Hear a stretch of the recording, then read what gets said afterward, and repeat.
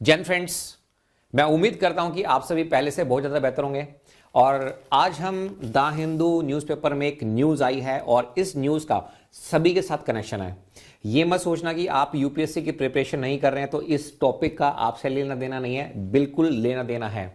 Specially आपके घर में जो वुमेन है, चाहे वो आपकी मदर हो, आपकी वाइफ हो, आपकी डॉटर हो, कोई भी हो, जो स्पेशली किचन में काम करती हैं, जो सब्जियां वगैरह परचेज करते हैं, उनका इस टॉपिक से बहुत लेना देना है। और अगर आप यूपीएससी की प्रिपरेशन कर रहे हैं और आपका इकोनॉमिक्स में इंटरेस्ट ही नहीं है, आप कह रहे हैं कि भाई मेरे को तो इकोनॉमिक्स बिल्कुल समझ में आते ही नहीं है, आप इस वीडियो को देख लेना। इस वीडियो को देखने के बाद आपको हल्का सा इंटरेस्ट डेवलप हो जाएगा। कैसे होगा देखिए। अब इस न्यूज की जो हेडिंग है, अगर हम हेडिंग की बात करें तो यहां पे लिखा हुआ है रिटेल इन्फ्लेशन मूव्स अप। वो बढ़ गई। कितनी बढ़ गई? कम बढ़ी है, ज्यादा नहीं बढ़ी है। देखो, इन्फ्लेशन जो है ना वो बढ़नी चाहिए, लेकिन इतनी भी नहीं कि बहुत ज्यादा बढ़ जाए, है ना। एक लिमिटेड एक बैंड है हमारे पास, उस बैंड में अगर हमारे पास इन्फ्लेशन होती है, महंगाई होती है, तो वो हमारे लिए क्या होता है, बेटर होता है। अब यूपीएससी के हिसाब से अगर आप यहां पे देखेंगे तो यहां पर एक इंपॉर्टेंट जो पॉइंट है वो पता क्या है? इंपॉर्टेंट पॉइंट ये है, inflation as measured by the CPI for which the latest data was release by. ये पूछा जाता है कि ये जो डाटा है, ये जो इन्फ्लेशन का डाटा, इसको रिलीज करता कौन है? इसको रिलीज करता है मोस्पी। मोस्पी की फुल फॉर्म क्या होती है? Ministry of statistics and programme implementation. ठीक है, अब ये रिलीज करता है, ये आपको पता होना चाहिए। अब देखिए, अब सबसे पहले तो आपका ये डाउट होगा कि सर यहां पर जो वर्ड लिखा हुआ है रिटेल इन्फ्लेशन, इसका मतलब क्या होता है? देखो, रिटेल इन्फ्लेशन का जो मतलब है, सिंपल वे में अगर आप मुझसे पूछें, इसका मतलब है राइज इन प्राइसेस, यानी कि प्राइस बढ़ गए। सर किसके प्राइस बढ़ गए? अरे भाई, गुड्स एंड सर्विसेज के प्राइस बढ़ गए। सर गुड्स एंड सर्विसेज के प्राइस जो बड़े हैं उनको कौन यूज करता है? भाई आप और हम लोग यूज करते हैं ना, जो कॉमन लोग, आम इंसान यूज करते हैं। बात समझ पा रहे हैं? तो क्या मैं कह सकता हूं कि रिटेल इन्फ्लेशन का मतलब क्या हुआ कि rise in prices of goods and services that common people buy. जो आप और हम खरीदते हैं, क्या खरीदते हैं?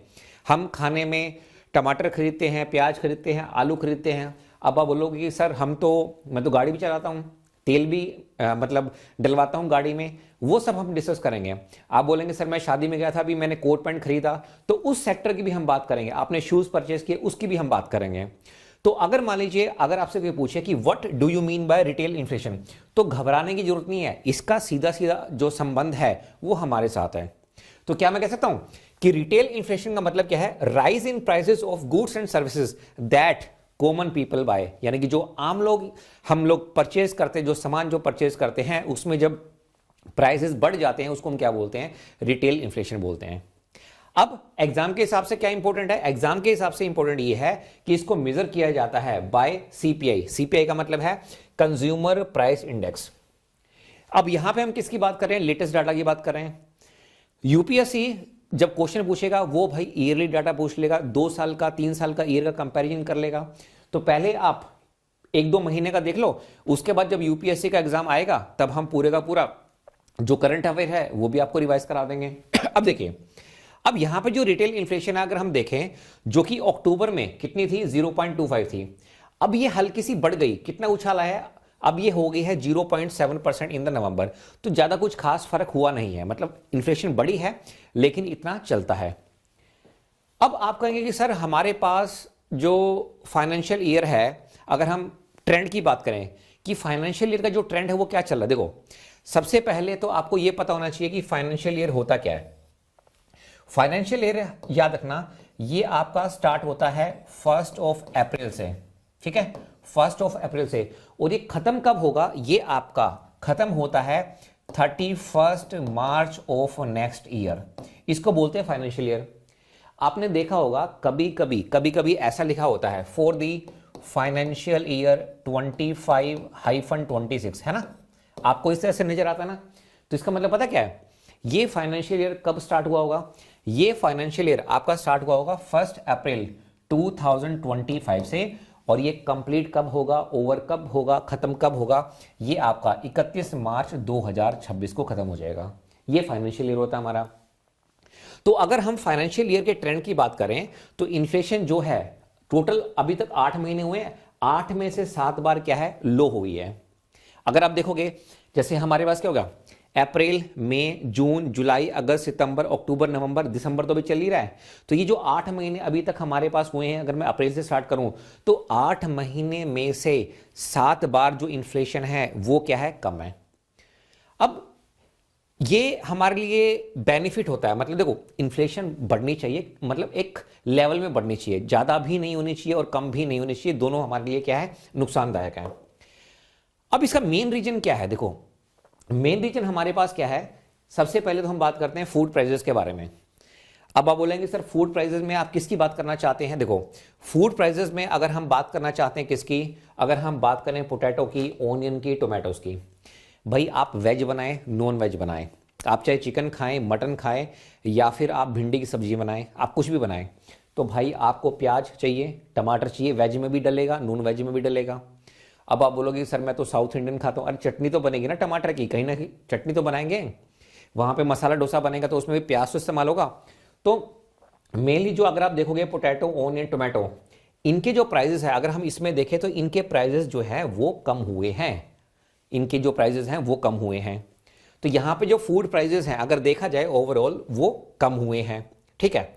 अच्छा, इसके अलावा अगर आप मुझसे पूछे फ्यूल इन्फ्लेशन, भाई आपने गाड़ी में पेट्रोल डलवाया, डीजल डलवाया, ठीक है, या फिर फ्यूल का मतलब ये नहीं है पेट्रोल डीजल, फ्यूल में आप सीएनजी भी कंसिडर कर सकते हैं, आप उसमें इलेक्ट्रिक व्हीकल को भी कंसिडर कर सकते हैं, ठीक है, अगर करना चाहें। तो यहां पे हमारे पास अगर देखा जाए जो ट्रेंड चल रहा है वो हल्का सा बड़ा है, स्लाइटली 2.3% हो गया किसमें, नवंबर 2025 में, जबकि अक्टूबर में कितना था, 2% था।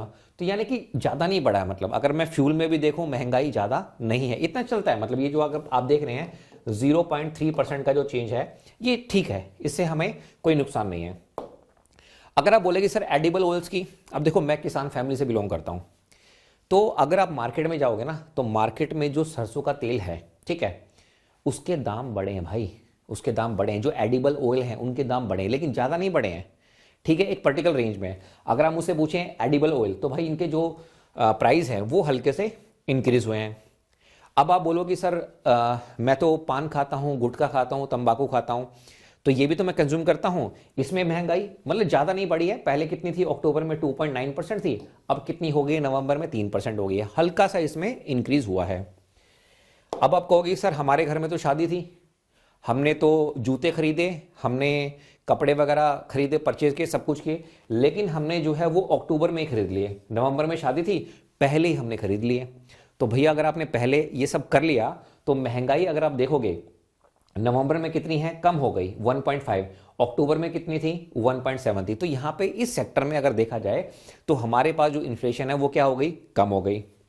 अच्छा, अगर मैं बात करूं किस सेक्टर की, अगर मैं बात करूं हाउसिंग की, तो इसमें ज्यादा चेंज नहीं है, अक्टूबर में 2.9% था, नवंबर में कितना है 2.95, मतलब यहां पे ऑलमोस्ट जो है अनचेंज है, किसमें, हाउसिंग सेक्टर में। अच्छा, ओवरऑल क्या है, ओवरऑल अगर देखा जाए तो जो महंगाई है वो हल्की सी बढ़नी चाहिए, है ना। अब देखो आरबीआई भी इस पे कंट्रोल करके रखता है। आरबीआई क्या कहता है, आरबीआई कहता है मैं एक विंडो बना के दे रहा हूं, जैसे विंडो बना दी 4% की एक विंडो बना दी, ठीक है, अब इसमें आप चेंज कर सकते हैं कितना, ±2%, ये विंडो आरबीआई बना के देता है। तो आरबीआई कहता है कि भाई अगर इस रेंज में आपकी महंगाई चल रही है तो ठीक है, अगर इस रेंज से कम है या इस रेंज के बाहर है तो फिर मैं क्या करूंगा, फिर मैं मॉनेटरी पॉलिसी बनाऊंगा। हमारे पास बहुत सारे टूल्स होते हैं, उन टूल्स का मैं क्या करूंगा, इस्तेमाल करूंगा और महंगाई को क्या करूंगा, मैं कंट्रोल करने की कोशिश करूंगा। तो देखा जाए तो ये जो महंगाई है इनका जो असर है वो आम लोगों पे भी पड़ता है, इकोनॉमी भी पड़ता है, लेकिन ये जो इन्फ्लेशन है, ये जो मार्जिनली इन्फ्लेशन हमारे पास इंक्रीज हुई है, ये ओवरऑल क्या है, बिल्कुल सही है, ठीक है। तो देखो अब ये जो टॉपिक मैंने आपको बताया, ज्यादा टाइम तो इसमें लगा नहीं, है ना। अब इससे एडवांटेज क्या हुआ, आपको कुछ डाटा पता चल गया, है ना। यूपीएससी के लिए जब आप प्रिपरेशन करोगे तो आने वाले टॉपिक्स में मैं क्या करूंगा, और ज्यादा डिटेल में इस टॉपिक को आपको पढ़ाऊंगा। तो एक टाइम ऐसा आएगा कि आप जो है इस टॉपिक के मास्टर बन जाओगे। अगर आपसे कोई पूछे रिटेल इन्फ्लेशन के बारे में, आपसे कोई पूछे मोस्पी के बारे में, आपसे कोई पूछे सीपीआई के बारे में, आपसे कोई पूछे डब्ल्यूपीआई के बारे में, आपसे कोई पूछे मॉनेटरी पॉलिसी को हम कैसे कंट्रोल करते हैं, कौन कौन बनाता है, ये सारी चीजें फिर जो है मक्खन की तरह आप बिल्कुल करते चले जाएंगे। तो मैं उम्मीद करता हूं कि जो छोटा सा टॉपिक मैंने आपको पढ़ाया ये आपको समझ में आया होगा। जय हिंद।